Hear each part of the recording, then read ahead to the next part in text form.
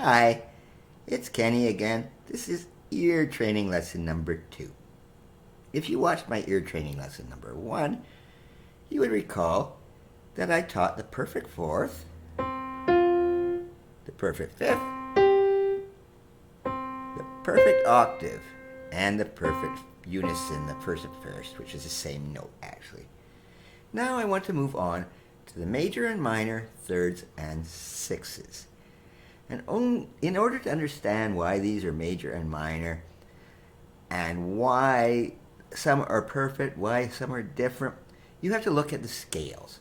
The major scale, C major scale, actually has major third in it, and a major sixth. I'll make this a little clearer later. Whereas the minor scale, the harmonic in particular, alright, it has a minor third and a minor sixth. Okay, they're quite different sounding. Whereas in both scales, the major and minor, the fourth and the fifth were the same. So someone just decided to call them perfect. I don't know, there's nothing really perfect about them, but you know, that's what they called them. Alright, so on to the first interval, the minor third. Okay, and I'm going to show you on this pop-up piano on the top where it looks like. Okay, there's the minor third. Alright, and to find a minor third, just go up 3 notes, 3 semitones. That's it, 3 semitones, and you're there. Alright, all of these little exercises today I'm going to show you are starting on the note C for clarity, but don't think that they have to start on C by any means. I can start on E, just 3 semitones. That is also a minor third. Start on B flat, 3. Okay, the intervals are only the distance between 2 notes, all right? I'm just going to start on C to make everyone sound a little bit simpler and a little easier for clarity's sake, but they don't have to. And there's an interval that is also a minor third, okay? Because they've got that 3 semitones up from the first one. As in the first lesson, I have some songs to help you listen to these intervals, okay? So the minor third, the first one I want to talk is Green Sleeves, very old song.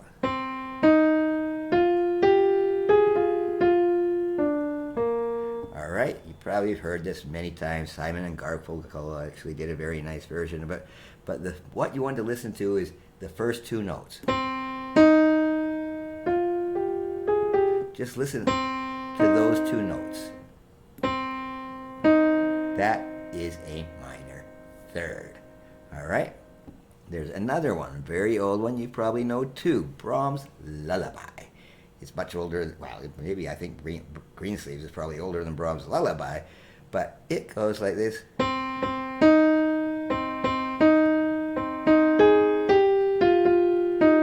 But what you want is those first notes.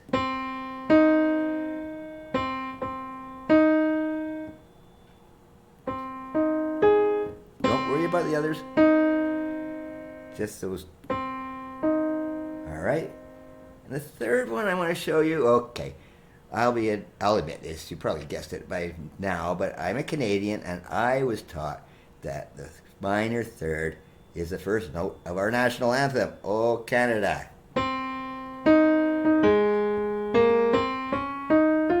All right, but just it's the first note that you have to. Just get that sound in your mind, and eventually you'll start hearing it. You might hear it anywhere, you know, like if you hear that sound, it's a minor third. Let's move on to a major third, and I'll just switch this here. Up 1 semitone. Okay, so instead of 3 up, go 4 up. Now there it is, that's a major third. Sounds a bit different, doesn't it? A little brighter, it's just major third, all right, because that's part of the major scale. All right. So, what pieces do we have from this? Here's one of my favorites. When the Saints Go Marching In. Okay, but it starts.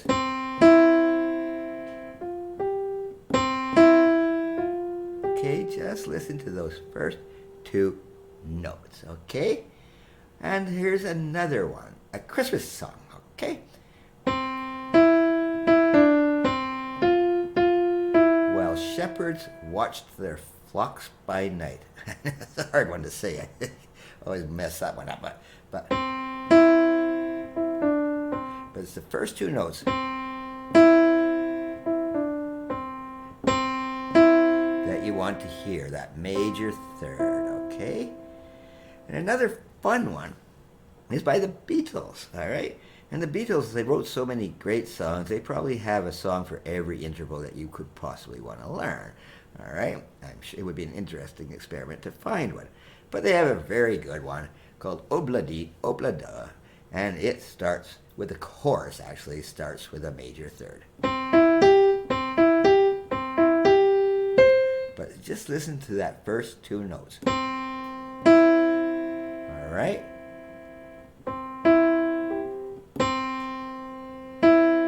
Okay, that's all it is. It's the same as your 12 shepherds or when the saint. Okay, it doesn't really matter, but that is the sound of the major third. Now let us move on to the sixth intervals, the minor one first, all right? Now, however, these are quite a bit bigger, honestly. So how many notes do we got here? 1, 2, 3, 4, 5, 6, 7, 8 here. So 8 up from the C. 1, 2, 3, 4, 5, 6, 7, 8. All right, that's a much bigger interval. But this is the minor one, and that would be in the minor scale. All right, now this one's a little harder to find pieces for, okay, for some reason. I guess a lot of people just did not write in a minor one. And so this one's kind of a bit of a cheat. It's Scott Joplin's The Entertainer. If you saw a movie long ago in the 70s, it was called The Sting. A lot of people call that, but that's not really the name of the piece. It's called The Entertainer, and it goes like this. Just ignore those first two notes. Just hear that. That is the sound of a minor sixth. Okay? All right? Kind of a sad song. But that is one of the more common pieces used to teach the minor sixth. There's an awful sad movie way back in the 70s, too. It was called Love Story. It's about a gal that dies, actually. It's kind of a morbid, but this is actually used for teaching upward and downward intervals. I haven't taught the downward intervals, which I will in future lessons, but it actually starts with a downward one and then goes to an upward one. It goes like this. So actually, all it's doing, okay, if you hear that sound, that is the sound of the minor sixth.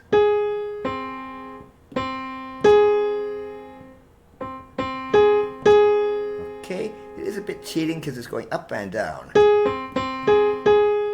But it is still a minor sixth whether it's up or down, and I'll get into that later. There are other songs for the down intervals, but this one actually works for two of them, all right? Okay, that's the minor sixth, and that leaves us with one more. I said 8 notes for that. The major sixth. 1, 2, 3, 4, 5, 6, 7, 8, 9. That's the sound of the major sixth compared to the minor sixth. Okay, what pieces do we have for the major sixth? Well, we got some here. This is probably one of the more common ones, called My Bonnie Lies Over the Ocean. Messed it up, but it's the same idea.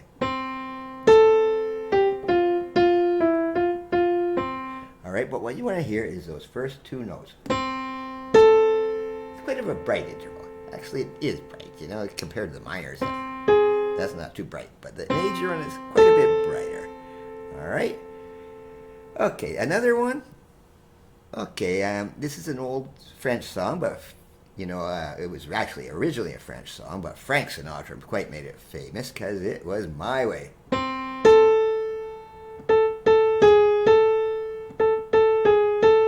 But what you want to listen to is those first two notes. That's that same major sixth. And I will leave you with one last one. Here's another, I guess lots of 70s pieces I'm giving you today. Here's from Star Wars. It says Princess Leia's theme, written by the great composer John Williams.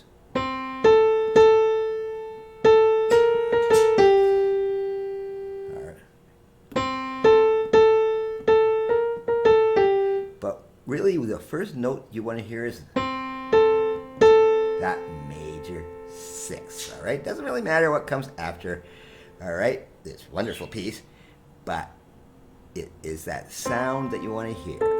And I just want to stress, these intervals don't necessarily start on C, even though I've taught everyone to C. And there the birds are getting a little excited.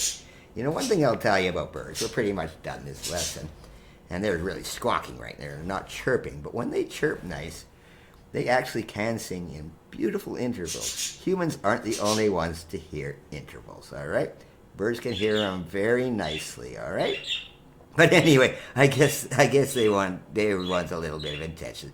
So that is the ear training lesson number 2. Ear training lesson number 3, we'll move on to some of the weird ones. The sevenths, that sounds weird. The seconds, and the weirdest one of all, the tritones. That will be in lesson number 3. But until then, I'm Kenny. I will talk to you later.